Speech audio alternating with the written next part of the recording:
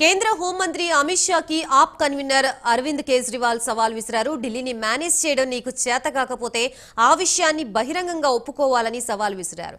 నగరంలోని 1.25 కోట్ల సోదరీమణులు ఆ సంగతి చూసుకుంటారని వ్యాఖ్యానించారు. ఢిల్లీలోని సమస్యలన్నింటినీ సరిచేస్తారని చెప్పారు. ఢిల్లీలో 2 ప్రభుత్వాలున్నాయి. అందులో ఒకటి కేజ్రీవాల్ ప్రభుత్వం అయితే మరొకటి కేంద్ర ప్రభుత్వం అని కేజ్రీవాల్ చెప్పారు. కేంద్ర ప్రభుత్వం నగరంలో పాలు, కూరగాయలు, పప్పులు, బియ్యం ధరల్ని భారీగా పెంచిందని ఆయన విమర్శించారు. మోదీ సర్కార్ ద్రవ్యోల్బణాన్ని పెంచుతూ పోతుంటే తాము మాత్రం ప్రజలకి అన్ని ఉచితంగా వచ్చేలా చూస్తున్నామన్నారు కేజ్రీవాల్.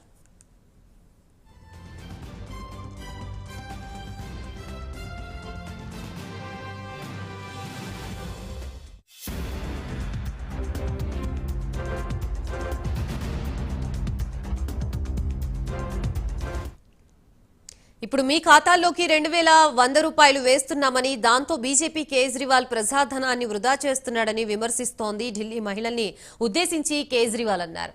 మహిళలు బాగుపడడం బీజేపీకి ఇష్టం లేదు, వాళ్లెప్పుడు వ్యక్తిగత దూషణలు చేస్తూ ఉంటారని ఎద్దేవా చేశారు. వచ్చే అసెంబ్లీ ఎన్నికల కోసం బీజేపీకి ఎలాంటి ఎజెండా లేదన్నారు ఢిల్లీ మాజీ సీఎం.